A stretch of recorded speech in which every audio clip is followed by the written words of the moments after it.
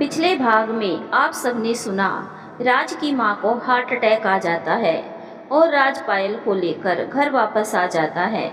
जब राज की मां पायल को देखती है तो आग बबूला हो जाती है और घर से निकालने की धमकी देती है। तो चलिए आगे की कहानी शुरू करते हैं। जय श्री कृष्णा, जय श्री राधे, ओम नमः शिवाय, जय माता दी। अब आगे राज पायल को लेकर वापस अपने ससुराल आ जाता है। राज और पायल भी अपनी जिंदगी जी रहे थे, लेकिन राज को अभी भी इस बात का मलाल था कि उसकी मां ने पायल को बहू स्वीकार नहीं किया था। राज छुट्टियों में जाकर अपने परिवार वालों से मिल लिया करता था। इसी बीच उसके छोटे भाई की भी शादी हो गई, लेकिन उसकी मां ने पायल को शादी में सम्मिलित होने की इजाज़त नहीं दी। सारे रिश्तेदार और लोगों के बीच घर की बड़ी बहू का उपस्थित नहीं होना चर्चा का विषय बना हुआ था। लेकिन यहाँ पर राज के पिता ने समझदारी दिखाई और उन्होंने पायल की मां की तबीयत खराब होने का बहाना बना दिया।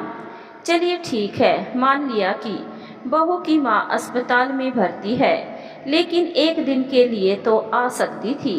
राज की बड़ी मां ने यह सवाल किया। उनकी बात सुनकर राज ने बड़ी शालीनता के साथ कहा कि ताई जी, मेरी सासू मां अपने जीवन की अंतिम सांसें गिन रही है। ऐसे में उन्हें पल भर के लिए छोड़ना भी ठीक नहीं होगा। अगर पायल यहाँ आती है और इसी बीच उन्हें कुछ हो जाता है तो क्या होगा। राज के पिता मन ही मन अपनी पत्नी से बहुत नाराज थे, लेकिन इतने लोगों के बीच वह कुछ कर नहीं सकते थे, इसीलिए वह खामोश थे। वैभव की शादी होने के बाद राज वापस लौट गया। उसने सोचा था कि समय के साथ उसकी मां बदल जाएगी और पायल को अपनी बहू स्वीकार कर लेगी, लेकिन ऐसा कुछ भी नहीं हुआ। राज जब वापस लौट रहा था तो उसकी छोटी बहन ने बहुत उदास होकर पूछा, भैया क्या मेरी शादी में भी भाभी नहीं आएगी। अपनी बहन की बात सुनकर राज को भी बहुत दुख हुआ, लेकिन उसने उसे सांत्वना देते हुए कहा, इसमें उसकी क्या गलती है पगली, तो ही बता। उसके आने से अगर परिवार में तमाशा हो तो उसका नहीं आना ही उचित होगा। अपने भाई की बात सुनकर वह भी दुखी हो गई, लेकिन अगले ही पल उसने कहा, बिल्कुल नहीं भैया, अब ऐसा नहीं होगा। अगर माँ शर्त रख सकती है तो मैं भी शर्त रख सकती हूँ कि जब तक मेरी शादी में भाभी नहीं आएगी मैं ये शादी नहीं करूँगी, चाहे जो हो जाए।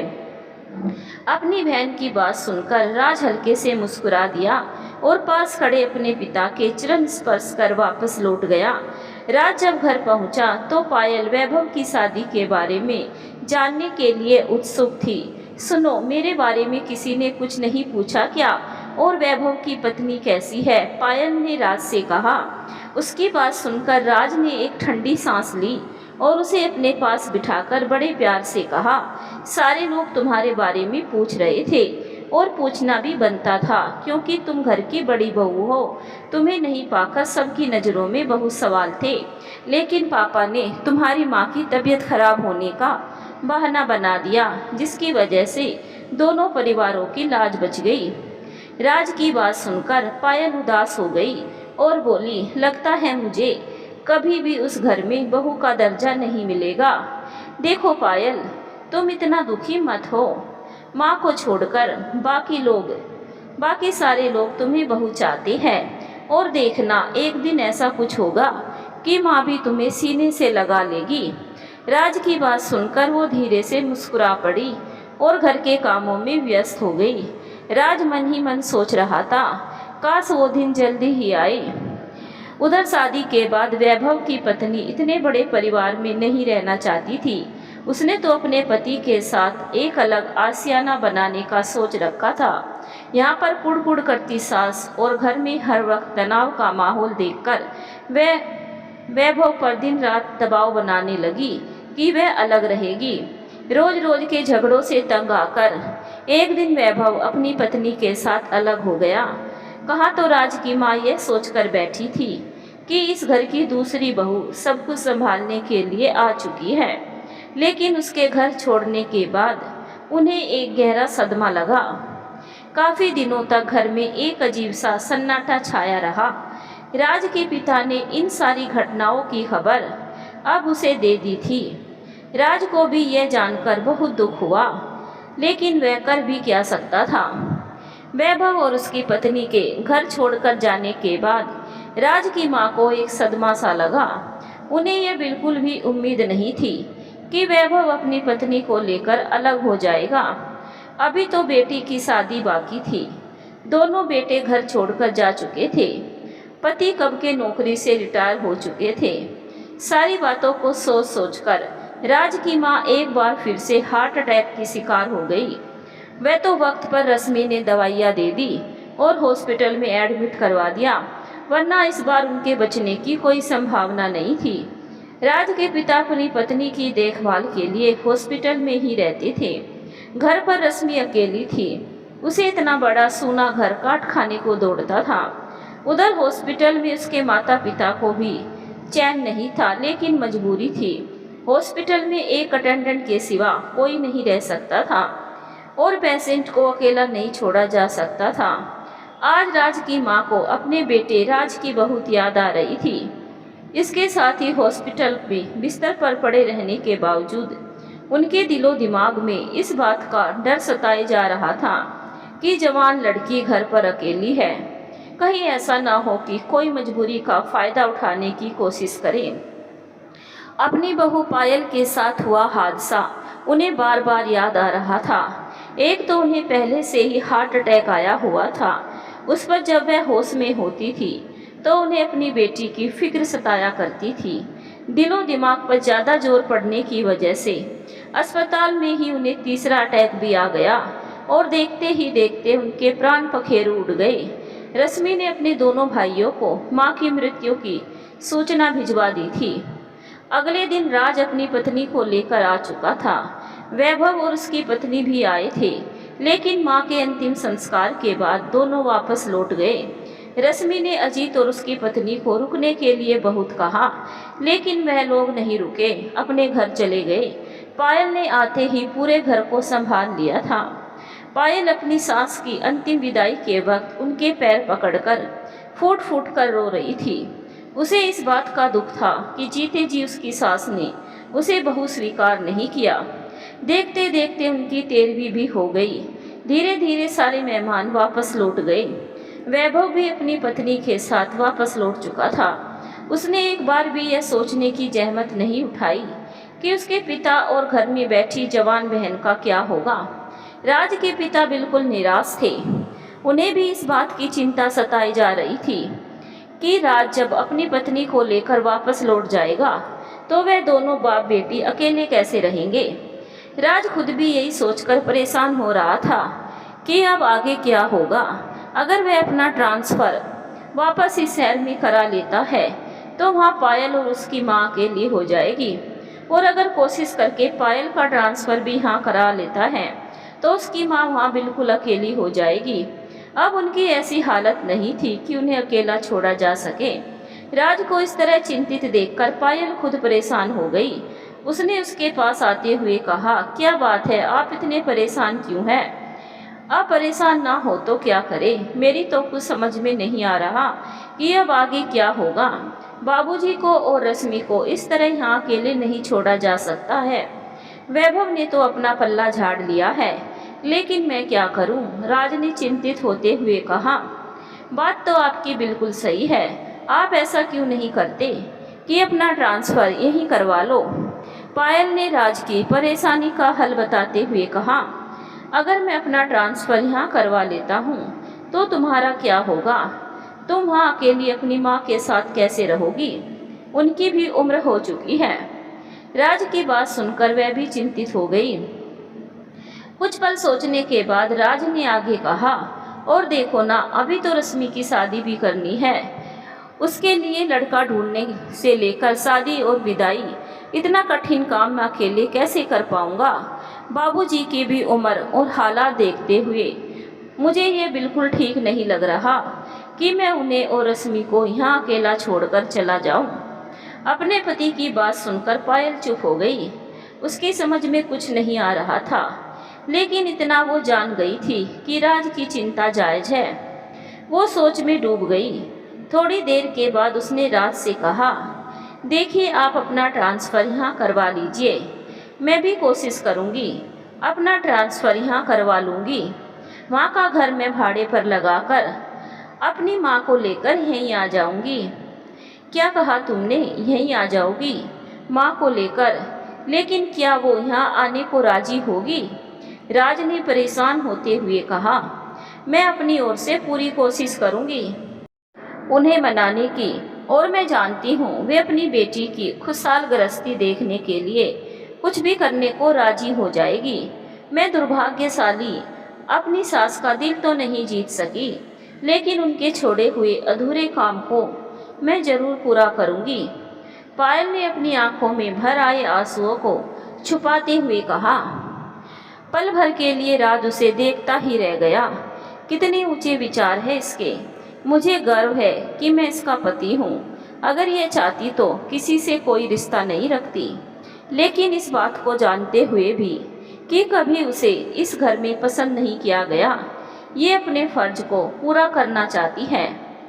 पायल की बात सुनकर राज आगे बढ़ा और उसे अपनी बाहों में समेटते हुए बोला, मुझे यकीन है कि सब ठीक हो जाएगा, लेकिन फ़िलहाल हमें एक बार तो वापस लौटना ही होगा, क्योंकि जब तक मैं वहाँ जाकर अपने ट्रांसफ़र के लिए लेटर नहीं डालूँगा तब तक शायद मेरा काम नहीं हो। तो फिर ठीक है, आप जाइए, मैं यहाँ रह रही हूँ। वैसे भी मैं इस हालत में उन्हें अकेले छोड़कर नहीं जा सकती। मैं अपने ऑफिस से कुछ दिनों की छुट्टी ले लेती हूँ। उसके बाद जब आप यहाँ आ जाएंगे तब मैं वहाँ जाऊँगी और अपने ट्रांसफ़र की बात करूँगी। राज ने एक बार अपनी माँ की तस्वीर की ओर देखा और कहा, देख रही हो माँ, तुमने कभी इसे अपनी बहू स्वीकार नहीं किया, हर समय दुत्कारती रही, उसका ढेरों अपमान किया। आज वही बहू तुम्हारे इस घर को संभाल रही है और तुम्हारे अधूरे काम पूरे कर रही है। वे दोनों इस बात से बेखबर थे कि कमरे के बाहर रश्मि उनकी सारी बातें सुन रही थी। उसकी आंखों में भी आंसू आ गए और मन ही मन उसने भी अपनी माँ से यही बात कही। उसने अपने बड़े भाई भाभी पर फक्र हो रहा था। आज उसे पता चला कि बाबूजी हमेशा सही थे। उनकी नज़रों ने अपने बेटे बहू को बिल्कुल सही पहचाना था। राज को इस तरह अचानक से जाता हुआ देखकर उसके पिता चौंक गए। उन्होंने बड़े अविश्वास के साथ उसे देखा और मरी हुई आवाज़ में कहा, क्या बहू भी तुम्हारे साथ जा रही है? नहीं बाबूजी, पायल यहीं रहेगी, मेरा जाना ज़रूरी है। मैं सोच रहा हूँ अपना ट्रांसफ़र यहीं करवा लूँ। फ़िलहाल तो पायल ने कुछ दिनों की छुट्टियाँ ले ली हैं। यह सुनकर राज के बाबूजी की आंखें चमक उठी। उन्होंने खुशी खुशी आशीर्वाद दिया और अपनी बहू की ओर देखने लगे। उनके दिल ने कहा, इसीलिए बहू को घर की लक्ष्मी कहा जाता है। काश यह बात राज की माँ समझ पाती। राज जा चुका था। इधर पायल ने भी अपनी छुट्टी के लिए अप्लाई कर दिया था। अब उसे रश्मि की शादी की चिंता सताई जा रही थी। जल्द से जल्द कोई अच्छा लड़का देखकर उसकी शादी करवा देना चाह रही थी।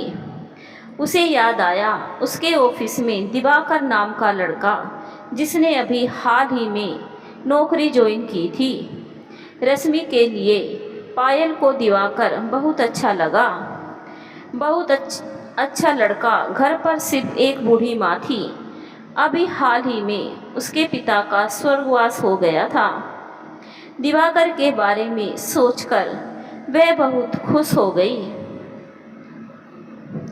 मन ही मन सोच रही थी कि मैं जल्द ही राज से इस बारे में बात करूंगी और दिवाकर की माँ से मिलकर रश्मि के साथ उसकी शादी की बात करूंगी।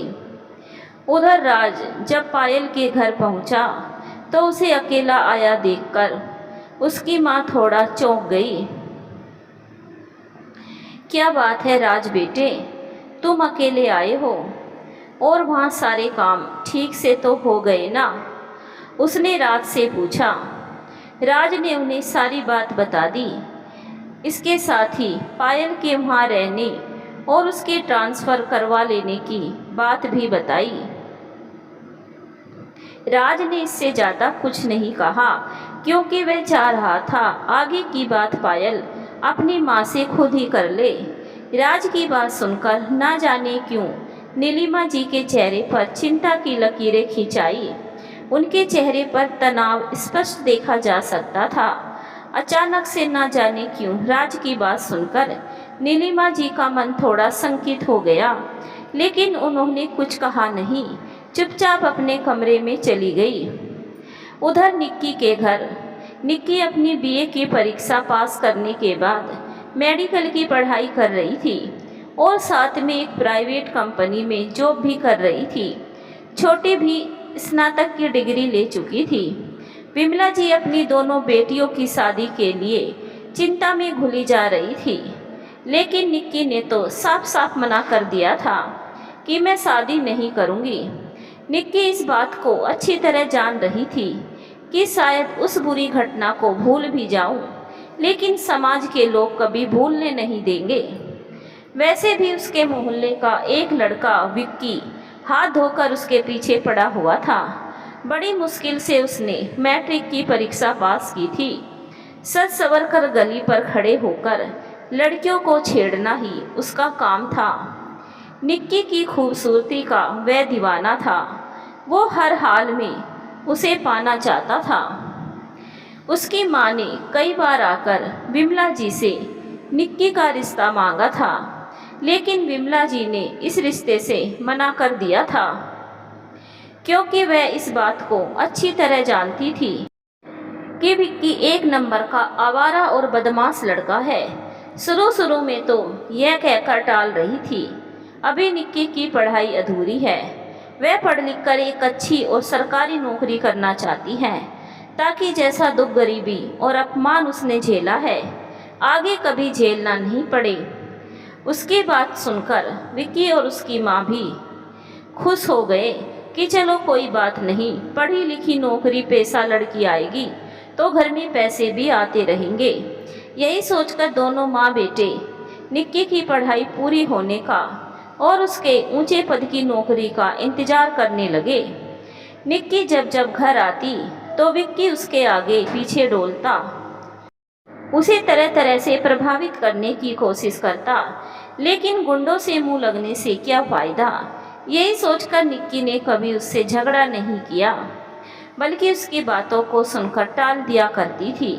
विक्की और उसकी माँ के लिए निक्की एक सोने का अंडा देने वाली मुर्गी थी, जिसे वो हर हाल में हलाल करना चाहते थे। इसीलिए वे हमेशा उस पर अपनी नज़रें बनाए रखते, ताकि कहीं ऐसा ना हो कि कोई और उसे ले उड़े। निक्की एक बेटे की तरह घर की सारी जिम्मेदारियों को उठा रही थी।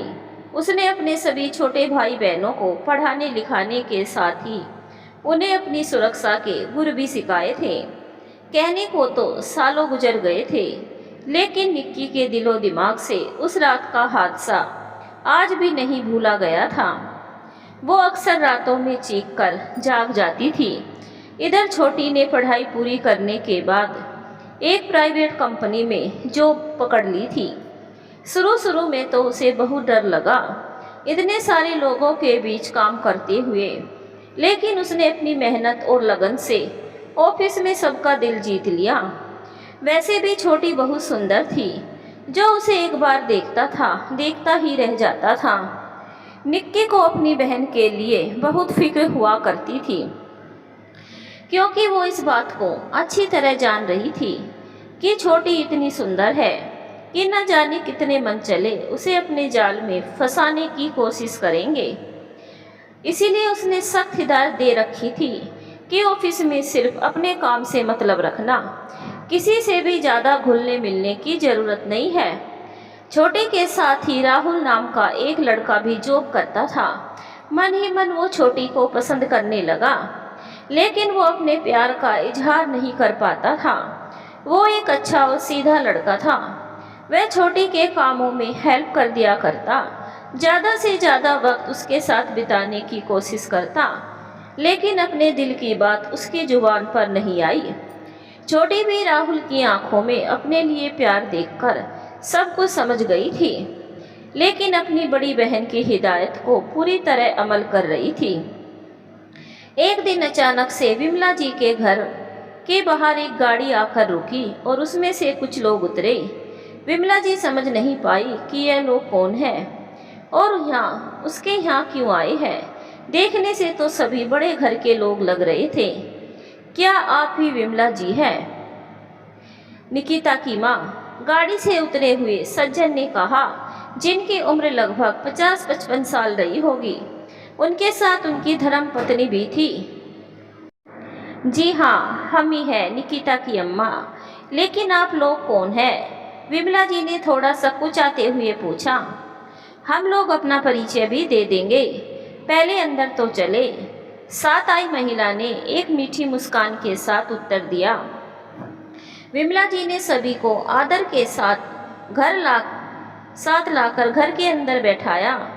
थोड़ा बहुत दुकान चलाने की वजह से और छोटी की नौकरी के साथ साथ निक्की की मदद से घर की हालत अब बहुत सुधर गई थी।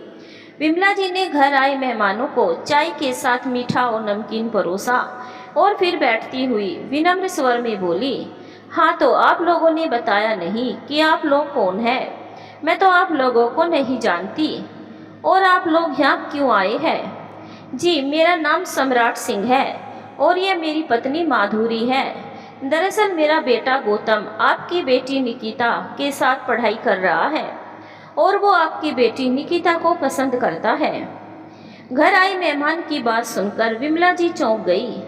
उसने थोड़ा परेशान होते हुए कहा, लेकिन मेरी बेटी ने तो मुझे इस बारे में कभी कुछ नहीं बताया। विमला जी की बात सुनकर माधुरी जी ने पास आकर मुस्कुराते हुए कहा, जी आपने ठीक कहा।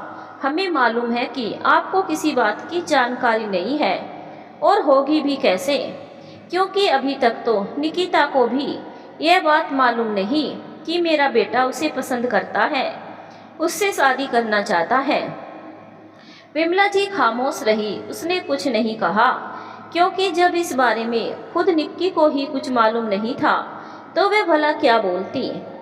विमला जी को इस तरह खामोश देखकर माधुरी जी ने कहा, देखिए बहन जी, गौतम मेरा इकलौता बेटा है। भगवान की दया से हमें किसी चीज़ की कमी नहीं है। अच्छा खासा बिजनेस है। मेरे बेटे के लिए कई रिश्ते आए, लेकिन मेरा बेटा आपकी बेटी को पसंद करता है। लेकिन इन सब बातों के लिए हम क्या कहें? हमें तो निक्की से बात करनी पड़ेगी। विमला जी ने थोड़ा परेशान होते हुए कहा, जरूर बात कीजिए, हमने कब मना किया है। हम दोनों इसीलिए तो आपके पास आए हैं कि आप निकिता से बात करके हमें बताएं। अगर निकिता तैयार हो तो हम जल्द से जल्द ये रिश्ता पक्का कर देंगे। लीजिए, ये रहा हमारा फ़ोन नंबर। इतना कहकर माधुरी जी ने अपना कार्ड बढ़ा दिया। विमला जी ने चुपचाप कार्ड रख लिया और मन ही मन सोचने लगी, देखने में तो ये लोग भले लगते हैं। अगर निक्की शादी के लिए मान जाती है तो उसके तो भाग्य खुल जाएंगे। तो क्या सोचा आपने? निकिता अगर गौतम के साथ शादी के लिए हाँ कर देती है तो हमें जल्द से जल्द खबर कीजिएगा, हमें बहुत खुशी होगी। अच्छा तो हम चलते हैं। इतना कहकर वे दोनों जाने के लिए उठ खड़े हुए। जैसे ही वे लोग घर के बाहर निकले तो विमला जी ने देखा कि विक्की और उसकी माँ वहीं पर खड़े हैं। उन दोनों के सामने पाकर वह बेचारी बुरी तरह घबरा गई। विक्की तो पान चबाता हुआ वही एक और खड़ा घूरता रहा, लेकिन उसकी माँ ने आगे बढ़कर अपनी आंखें मटकाते हुए विमला जी से कहा, क्यों रे निक्की की माँ, तेरे घर और ये लोग कैसे आए? तुम्हारी हमारी बिरादरी के तो लगते नहीं है। उसके बाद सुनकर विमला जी के होश उड़ गए। वह नहीं चाहती थी कि उसकी बेटी का भविष्य बनने से पहले बिगड़ जाए। उसने बात संभालते हुए कहा, कुछ नहीं जीजी, बस यूं ही इन्हें बच्चों से कुछ काम था, इसीलिए आए हैं। जरा मैं भी तो सुनूं कि कौन से बच्चों से काम था। इतना कहकर वह माधुरी जी की ओर मुड़ी और बोली, चलो कोई बात नहीं, अब आप ही बता दो कि आप यहाँ क्यों आए हो। उसकी बात सुनकर सम्राट सिंह और उनकी पत्नी थोड़ा परेशान हो गए, लेकिन वे दोनों इस बात को अच्छी तरह जानते थे कि एक बस्ती का माहौल कैसा होता है, इसीलिए उन्होंने कुछ नहीं कहा, बस मुस्कुराकर रह गए। उनकी ओर से कोई प्रतिक्रिया नहीं देखकर विक्की आगे बढ़ा और बोला, देखिए, अगर आप लोग निक्की से शादी ब्याह की बात के लिए आए हैं तो इस रिश्ते को भूल जाइए, वरना।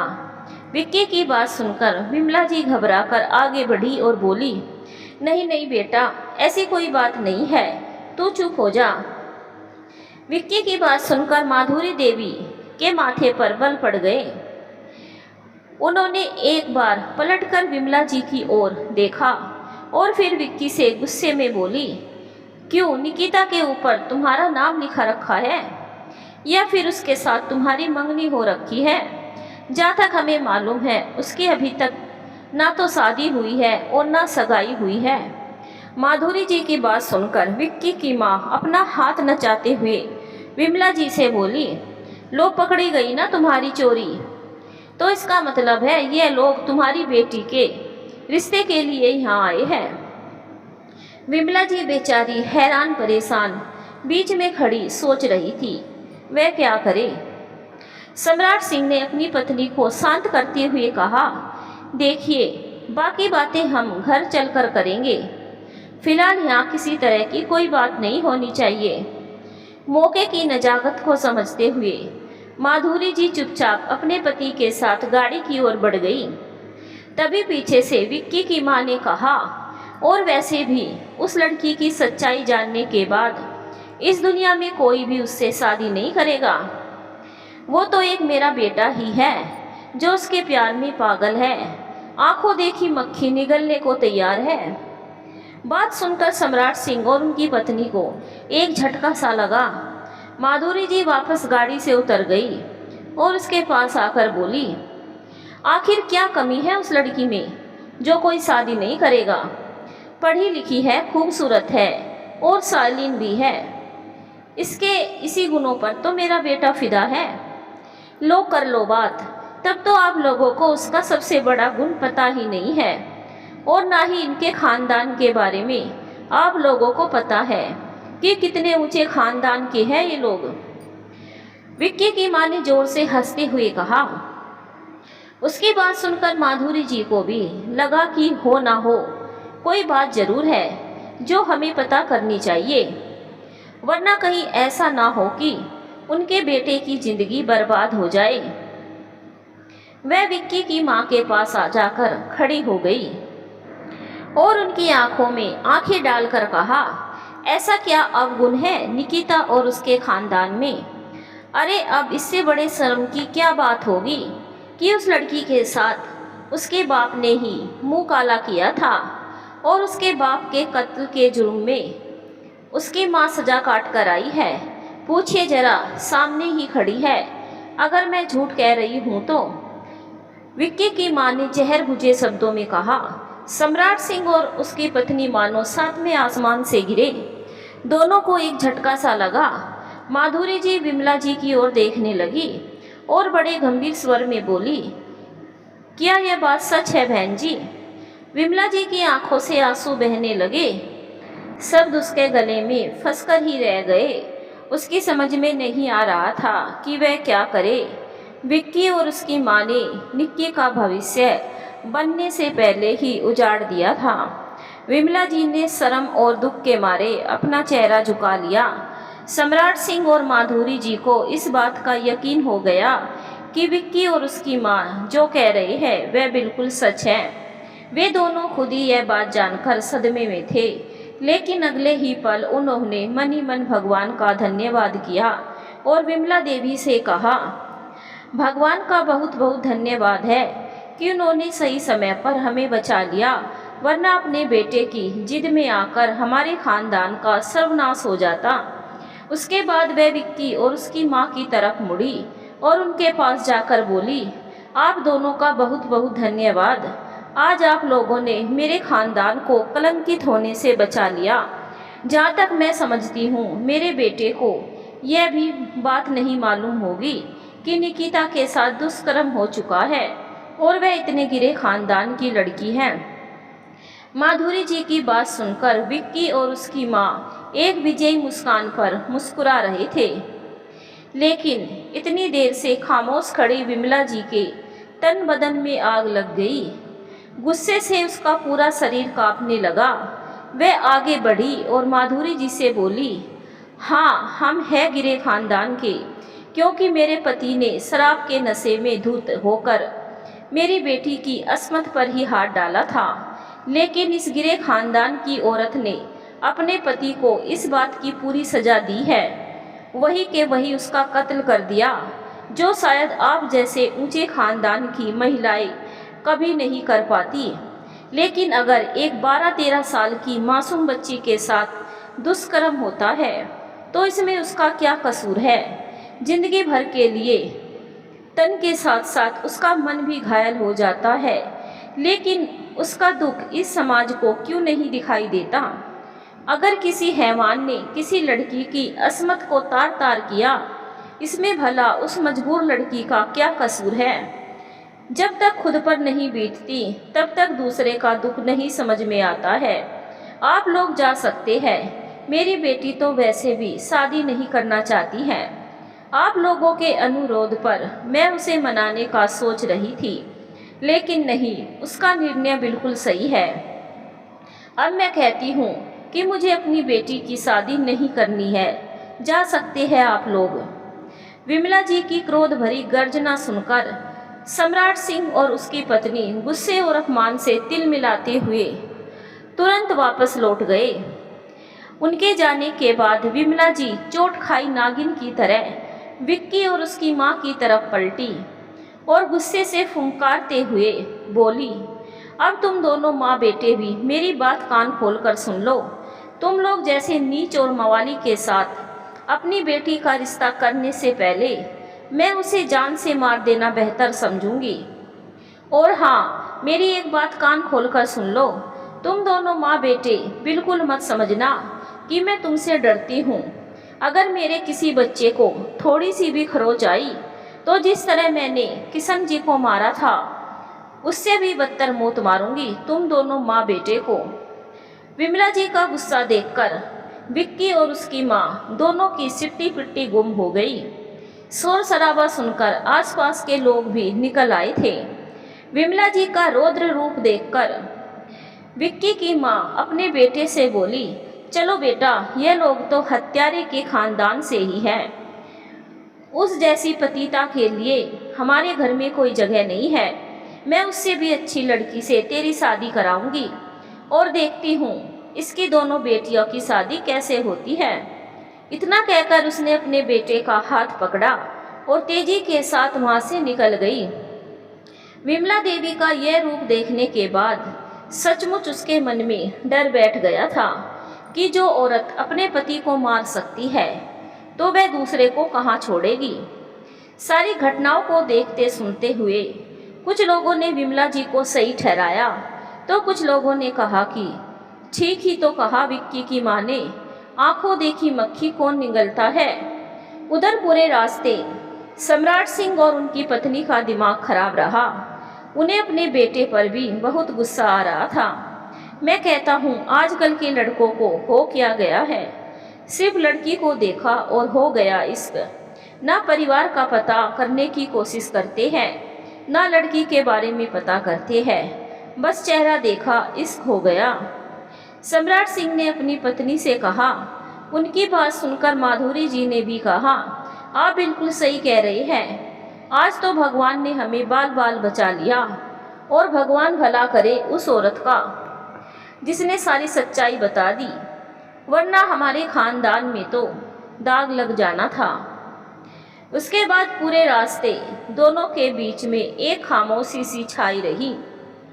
दूसरी ओर इन सारी घटनाओं से बेखबर गौतम निकिता के साथ अपने जीवन के सुनहरे सपने संजोने में लगा था, जबकि निकिता गौतम को सिर्फ अपना एक अच्छा दोस्त समझती थी, जिससे हर दुख सुख शेयर करती थी। लेकिन उसे यह नहीं मालूम था कि वो उसे दिलो जान से चाहता है। और तो और उसने रिश्ते की बात करने के लिए अपने मम्मी पापा को घर पर भेज दिया है। निक्की और छोटी शाम को घर लौटी तो घर में एक तनाव का माहौल पसरा हुआ था। उन दोनों ने देखा कि माँ ना जाने क्यों बहुत गुस्से में है। इससे पहले कि निक्की अपनी माँ से कुछ बात पूछ पाती, अचानक से उसके मोबाइल पर रिंग होने लगी और ना जाने क्यों उसके चेहरे पर एक के बाद एक रंग आने जाने लगे। क्या बात है माँ, तुम इतनी परेशान क्यों हो? और आज घर पर कौन आया था? निक्की ने अपनी माँ को एक गहरी नज़रों से देखते हुए कहा। उसकी बात सुनकर विमला जी थोड़ा घबरा गई, क्योंकि वह नहीं चाहती थी कि उनकी बेटियों को इस बात का पता चले। मेरी तबीयत कुछ ठीक नहीं है, इसीलिए मैं तुम लोगों को परेशान सी दिखाई दे रही हूँ। और हमारे यहाँ भला कौन आएगा? कौन से हमारे रिश्तेदार बैठे हैं? कोई, विमला जी ने बात टालते हुए कहा। देखो माँ, ना तो मैं तुम्हें झूठ बोलने की ज़रूरत है, ना घबराने की ज़रूरत है। मुझे अभी अभी गौतम का कॉल आया था, उसने मुझे सारी बात बताई है। निक्की ने बड़ी गंभीरता के साथ अपनी माँ से कहा। छोटी कुछ जानने की कोशिश में अपनी माँ और बहन दोनों का चेहरा बड़े गौर से देख रही थी। अपनी बेटी की बात सुनकर विमला जी की आंखों में आंसू भर आए और उसने अपना चेहरा दूसरी ओर घुमा लिया। निक्की ने ठंडी सांस ली और अपनी माँ का हाथ अपने हाथों में लेते हुए कहा। देखो माँ, पहली बात तो ये कि मैंने पहले ही कह दिया था कि मैं शादी नहीं करूँगी। गौतम मेरा अच्छा दोस्त है, लेकिन मैं उससे प्यार नहीं करती। मैं नहीं जानती हूँ कि उसने अपने माँ बाप से क्या कहा जो वे मेरा हाथ मांगने आए थे, लेकिन तुम्हें इतना परेशान होने की ज़रूरत नहीं है। विमला जी ने कुछ नहीं कहा, बस अपने दोनों बेटियों को सीने से लगा लिया और फूट फूट कर रोने लगी। थोड़ी देर के बाद जब वह शांत हुई तो अपने आंसू पोंछते हुए बोली, जो होता है अच्छे के लिए होता है। आज इसी बहाने विक्की और उसकी माँ से भी पीछा छूट गया। इतना कहकर उसने सारी बात बता दी। हाँ, यह काम तो बहुत अच्छा हुआ। इतना कहकर निक्की और छोटी दोनों मुस्कुरा पड़ी और माँ से बोली, बहुत भूख लगी है, जल्दी से हमें खाना खाने को दो। वक्त गुजरता जा रहा था। ऑफिस में राहुल जब जब छोटी को देखता तो उसके मन में प्यार हिलोरे मारने लगता। आज उसने सोच लिया था कि अपने दिल की बात छोटी को बताकर ही रहेगा। लंच टाइम हो चुका था। सभी लोग अपना अपना लंच कर रहे थे। कुछ लोग कैंटीन चले गए थे। छोटी भी अपना लंच लेकर कैंटीन में ही चली गई थी। उसे कैंटीन जाता हुआ देखकर राहुल भी उसके पीछे चला गया और जाकर उसके बगल वाली कुर्सी पर बैठ गया। दोनों ने अपना टिफिन खोला और खाना खाने लगे। राहुल की हिम्मत नहीं हो रही थी बात शुरू करने की। बीच बीच में हो अपनी नज़रें उठाकर छोटी को देख लिया करता। खाना खत्म होने के बाद जब छोटी जाने लगी तो राहुल ने बड़ी हिम्मत करके आवाज़ दी, अर्पिता जी, हमें आपसे कुछ बातें करनी है। राहुल की बात सुनकर छोटी ने एक बार पलटकर उसकी ओर देखा और बोली, लेकिन मुझे आपसे कोई बात नहीं करनी। उसकी बात सुनकर राहुल उसके सामने जाकर खड़ा हो गया और बोला, मगर मुझे आप बात करनी है अर्पिता जी। मैंने जब से आपको देखा है मैं आपको पसंद करने लगा हूँ। मेरे ख्यालों में जीवन साथी की जो तस्वीर मैंने बना रखी है आप बिल्कुल वैसी ही है। अगर आप इजाज़त दें तो मैं अपने माँ बाबूजी को लेकर आपके घर रिश्ते की बात करने आऊँ। राहुल ने अपने दिल की बात एक ही सांस में कह डाली। उसके बाद सुनकर छोटी को एक झटका सा लगा, लेकिन उसे गुस्सा बिल्कुल नहीं आया, क्योंकि कहीं ना कहीं उसे भी राहुल अच्छा लगता था। वह खामोश खड़ी रही। उसकी खामोशी देखकर राहुल ने फिर से कहा, आपकी खामोशी को मैं हाँ समझूं। छोटी के चेहरे पर एक मीठी सी मुस्कान दौड़ गई, लेकिन अगले ही पल उसे कुछ दिनों पहले की घटना याद आ गई। मन ही मन वह सोचने लगी कि कहीं ऐसा ना हो कि हमारे परिवार की सच्चाई जानने के बाद ये सब भी एक बार फिर से माँ को अपमानित करे। ऐसा सोचते ही छोटी ने अपने आप को संभाला और गंभीर स्वर में बोली, मगर माफ़ कीजिए, मैंने शादी के लिए हाँ नहीं किया। आप मेरे कलीग हैं, बेहतर होगा मेरे सहकर्मी बनकर ही रहे। उसके बाद सुनकर राहुल का दिल टूट गया। उसने दुखी होकर कहा, लेकिन अर्पिता जी, मुझ में ऐसी क्या कमी है जो आप मुझे पसंद नहीं करती? मैं आपको यकीन दिलाता हूँ, मेरे घर में आपको कभी तकलीफ नहीं होगी। उसके बाद सुनकर छोटी भी उदास हो गई। वह इस बात को अच्छी तरह जानती थी कि राहुल सचमुच उसे दिलो जान से प्यार करता है। उसने सर झुकाकर कहा, इसमें आपकी कोई गलती नहीं है राहुल जी। दरअसल मुझे किसी से शादी ही नहीं करनी है, और फिर कमी आप में नहीं, कमी मुझ में और मेरे परिवार में है। छोटे की बात सुनकर राहुल के दिल को बहुत हौसला मिला। उसने आगे बढ़कर उसका हाथ थाम लिया और बड़े प्यार से बोला, मैं आपसे बहुत प्यार करता हूँ, मुझे आप में कोई कमी नहीं दिखाई देती, और अगर आपके परिवार में कोई कमी होगी भी तो मुझे उससे कोई मतलब नहीं है। ऐसा कोई इंसान या ऐसा कोई घर नहीं होगा जहाँ कोई कमी नहीं होगी।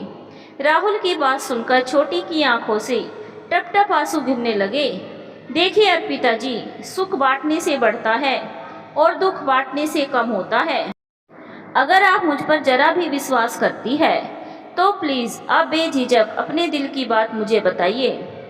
राहुल की बातों में इतनी सच्चाई और अपनापन था कि छोटी ने अपने परिवार के बारे में और अपनी बहन के साथ हुए हादसे के बारे में सब कुछ बता दिया। अपने आंसू पोंछते हुए बोली, अब आप ही बताइए राहुल जी, क्या यह सब कुछ जानने के बाद भी मुझसे शादी करने की सोचेंगे? उसकी बात सुनकर पल भर के लिए राहुल खामोश हो गया। उसकी खामोशी देखकर छोटी मुस्कुरा पड़ी।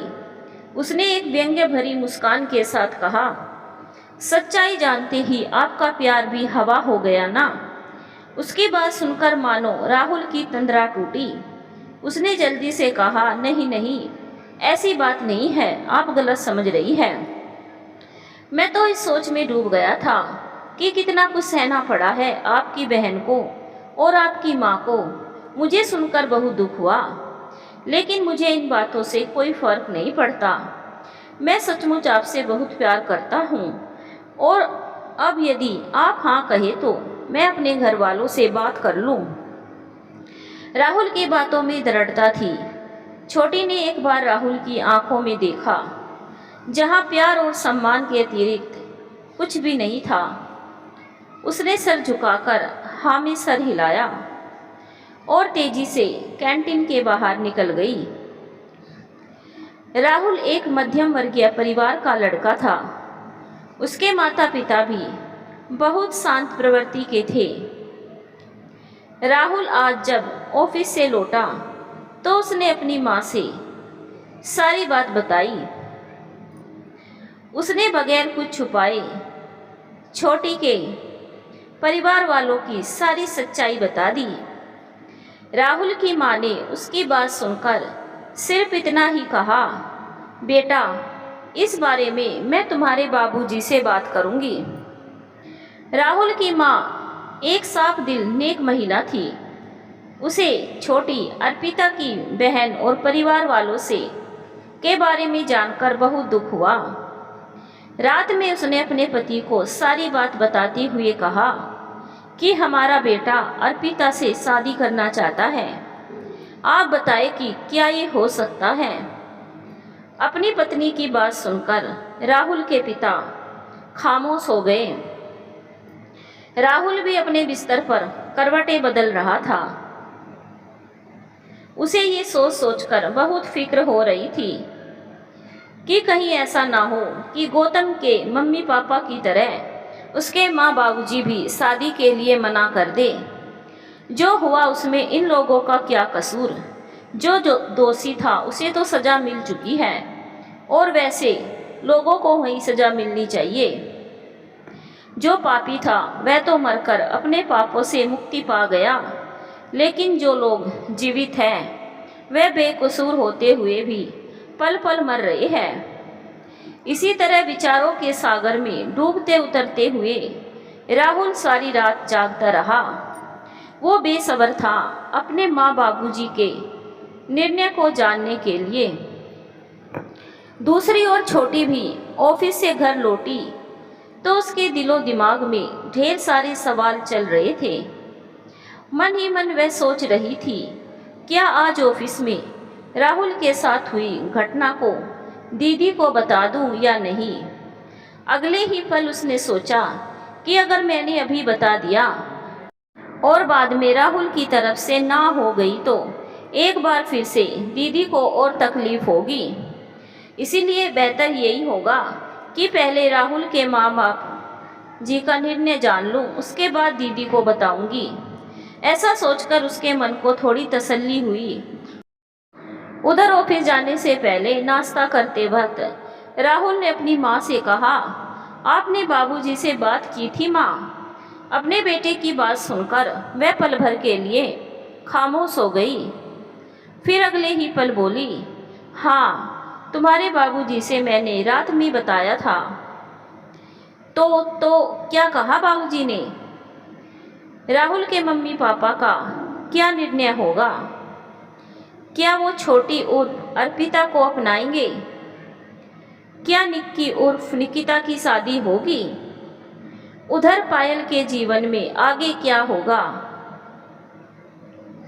जानने के लिए चैनल को सब्सक्राइब जरूर करें। वीडियो को एक लाइक भी जरूर करें। पसंद आए तो कमेंट करके जरूर बताएं। वीडियो को शेयर भी जरूर करें। धन्यवाद दोस्तों, मिलेंगे अगले भाग में।